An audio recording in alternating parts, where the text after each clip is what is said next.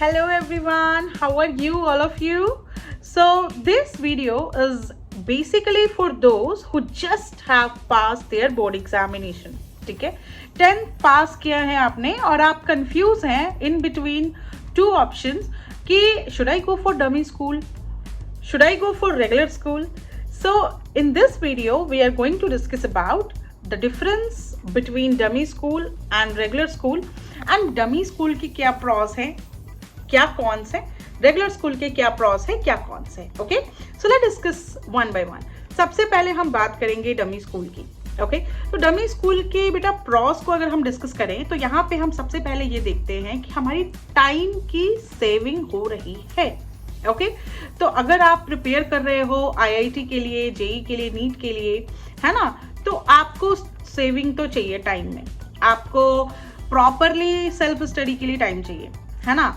अगर आप regular school जाते हो तो उसमें वहाँ पे कमी आ जाती है. ओके, तो टाइम सेविंग कैसे होती है कि आपको स्कूल नहीं जाना होता, आपके अटेंडेंस बन रहे हैं, आपको बस एग्जाम के टाइम पे स्कूल जाना होता है, दैट्स इट. ओके, लेकिन यहाँ से आपको हेल्प नहीं मिलती सीबीएसई बोर्ड एग्जामिनेशन में. ठीक है ना, इस पे ध्यान देना.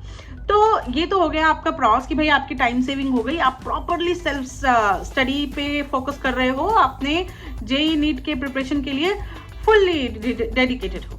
ठीक है, दूसरा प्रॉस क्या है कि जो बच्चा, जस्ट टेक एन एग्जांपल, अगर आप बिहार से बिलोंग करते हो, अगर आप यूपी से बिलोंग करते हो और अगर आपने +2 दिल्ली से कर लिया, इधर रेगुलर हो या डोमिसाइल डमी हो.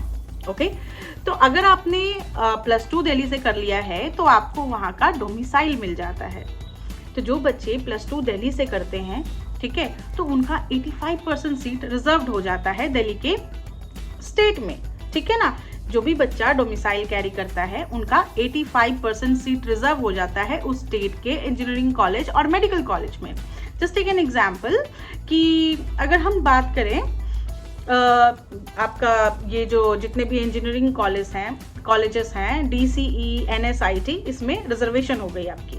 ओके, मेडिकल कॉलेज में भी जैसे आपका हो गया लेडी हार्डिंग मेडिकल कॉलेज, आपका UCMS, तो MAMC, इनमें आपका रिजर्वेशन हो गया. ठीक है ना, 85% सीट. तो जैसे मान लीजिए कि अगर आप बिहार से बिलोंग करते थे तो आपको टॉप रैंक लाना पड़ता, तब जाके आपको दिल्ली के मेडिकल या इंजीनियरिंग कॉलेजेस मिलते हैं. लेकिन अगर आपने +2 वहां से किया है तो आपको बेनिफिट क्या होगा कि अगर आपका थोड़ा सा कम नंबर भी है, आपकी रैंकिंग दिल्ली के बच्चों में देखी जाएगी, दिल्ली के डोमिसाइल होल्डर्स में देखी जाएगी. तो जनरली जो कॉलेजेस 650, 660 प्लस पे मिल रहे थे, वो शायद आपको 630, 620 प्लस में मिल जाए, ऐसा मानते हैं. ठीक है ना, ऐसा होता है जनरली. ओके, तो एक तो बेनिफिट हो गई आपकी कि आपका स्टडी टाइम मिल गया आपको सेल्फ स्टडी के लिए, प्लस दूसरा डोमिसाइल मिल गया, है ना, डमी स्कूल में. ओके, एंड दूसरा अब हम डिस्कस करेंगे इसके कॉन्स के बारे में. तो कॉन्स क्या है बेटा, सबसे पहले तो ये इलीगल होता है. ओके, गवर्नमेंट इसको कभी भी अप्रिशिएट नहीं करती, ये गलत है. ठीक है, अब गलत इन टर्म्स में, इन कौन से टर्म्स में है, we are not going to discuss upon all those things. Okay, देखो क्या है कि +2 जो स्कूल इसको प्रमोट करती है, जो स्कूल काफ़ी हाई लेवल पे बच्चों का एडमिशन ले रही है डमी स्कूलिंग में, तो उनके मतलब जस्ट मैं आपको बता देती हूँ कि 25+ स्कूल्स के एफिलिएशंस रद्द किए गए हैं बस इस बिहाफ पे कि ये डमी स्कूल के एडमिशन्स लेते हैं. अब इसके डमी स्कूल में मतलब एडमिशन लेना गलत क्यों है, क्योंकि देखो स्कूल और गवर्नमेंट ये चाहती है कि बच्चा +2 तक स्कूल जाए, रेगुलरली स्कूल जाए. जो बच्चा नहीं जा रहा है स्कूल, वो कहीं ना कहीं किसी ना किसी अपॉर्चुनिटी को मिस कर रहा है, जैसे कि वो बोर्ड के लिए सही ढंग से प्रिपेयर नहीं कर पा रहा है. आपको गवर्नमेंट कहती है कि +2 तक आपको स्कूल रेगुलरली जाना चाहिए, आप NCERT को फॉलो नहीं कर पा रहे हो, आप CBSE को नहीं समझ पा रहे हो, टाइम नहीं दे पा रहे हो CBSE को. तो ये सारे बेसिक से चीज़ें हैं जो आपका डमी स्कूल को प्रमोट नहीं करता, उसको रेस्ट्रिक्ट करता है. ठीक है, दूसरा क्या कि नो स्कूल नो फन. अभी तक 10th में आपने काफ़ी फन किया होगा स्कूल में, तो एक वो भी है, वो तो छोटा सा रीज़न है. जो बच्चे जेई नीट के लिए लग जाते हैं उनके लिए तो खैर नो फन 2 साल तो कोई फन नहीं है बच्चों. ठीक है, तो ये मोटी मोटी बात हो गई आपकी डमी स्कूल की. ठीक है, अब हम बात करेंगे रेगुलर स्कूल के ऊपर. ठीक है, तो रेगुलर स्कूल के प्रॉस क्या है, CBSE पैटर्न को फॉलो करता है. ठीक है, टेस्ट का कंडक्शन हो रहा है आपका टाइम बाय टाइम. जिसकी वजह से आपके बोर्ड एग्जामिनेशन में आपको ज़्यादा मेहनत नहीं करनी पड़ेगी, आपका सिलेबस टाइम से कंप्लीट हो जाएगा, सब कुछ आपका टाइम से हो जाएगा, आपके बोर्ड में अच्छे मार्क्स आ जाएंगे। ठीक है, कोई स्ट्रेस नहीं होगा आपका बोर्ड के प्रिपरेशन के लिए। अब इसके कॉन्स सुनो। तो कॉन्स ये है कि आपको सेल्फ स्टडी के लिए टाइम नहीं मिलेगा। ओके, कैसे नहीं मिलेगा? क्योंकि आप स्कूल जाओगे, 2 बजे आप स्कूल से फ्री हो गए, तो फिर उसके बाद आप कोचिंग भी जाओगे जेईई नीट के लिए, फिर आप सेल्फ स्टडी कब करोगे? 5-6 घंटे की तो कोचिंग होती है आपकी, तो सेल्फ स्टडी के लिए आपको बहुत कम टाइम मिलेगा।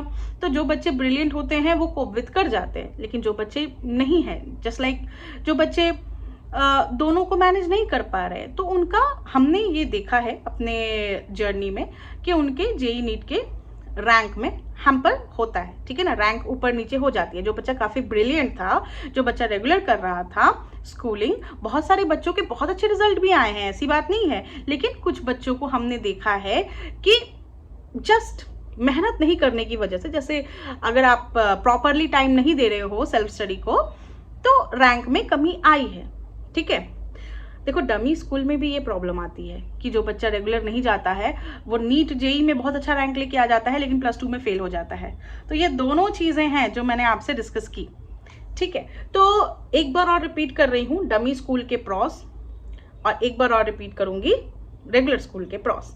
तो डमी स्कूल के प्रॉस ये हैं कि टाइम सेविंग हो जाती है सेल्फ स्टडी के लिए, दूसरी कि आपको डोमिसाइल मिल जाती है। ठीक है, और रेगुलर स्कूल में क्या है कि सीबीएसई पैटर्न को फॉलो किया गया, डोमिसाइल तो है ही प्लस में, फिर आपका टेस्ट कंडक्शन हो गई और आपका बोर्ड के लिए कोई स्ट्रेस नहीं रहा। ठीक है, तो ये सारी चीज़ें हैं। कौन सा आपने देखा कि भाई डमी स्कूल तो इलीगल है, अगर स्कूल का एफिलिएशन ही चला गया तो फिर आप कैसे, आप बीच मिड सीजन में कहाँ जाओगे, आप क्या करोगे, है ना, ये भी बहुत बड़ा प्रॉब्लम है।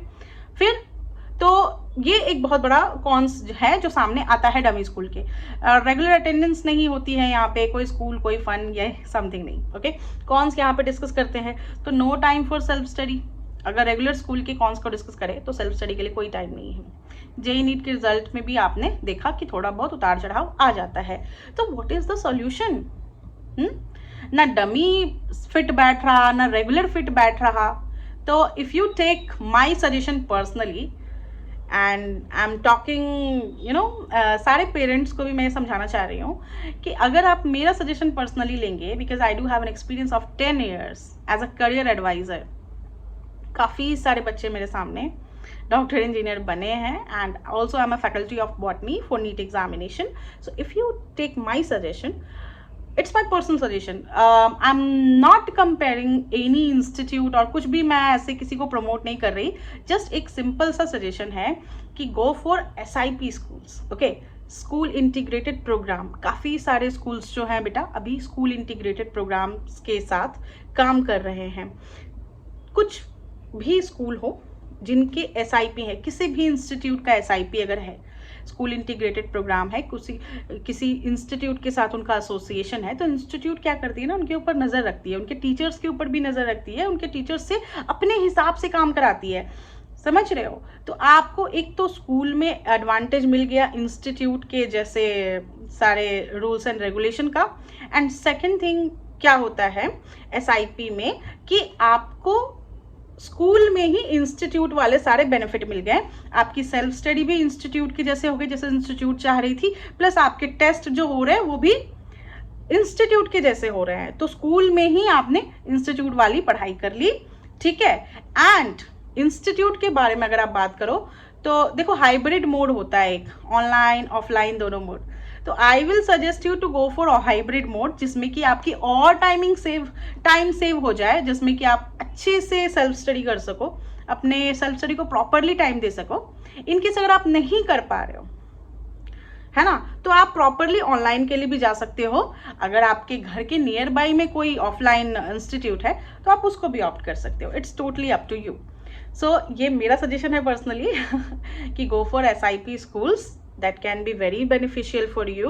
और अगर आप किसी और स्टेट से बिलोंग करते हो तो दूसरे स्टेट में जाके करो, जिससे कि आपको थोड़ा आइडिया लेके, क्योंकि कोटा और दिल्ली का तो मुझे प्रॉपरली आइडिया है कि भाई अगर आपने +2 किया तो वहाँ पे आपको बेनिफिट मिलेगा, बाकी दूसरे स्टेट्स का मुझे उतना आइडिया नहीं है।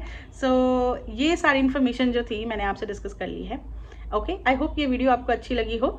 सो Let's meet in another video. Okay, bye, thank you.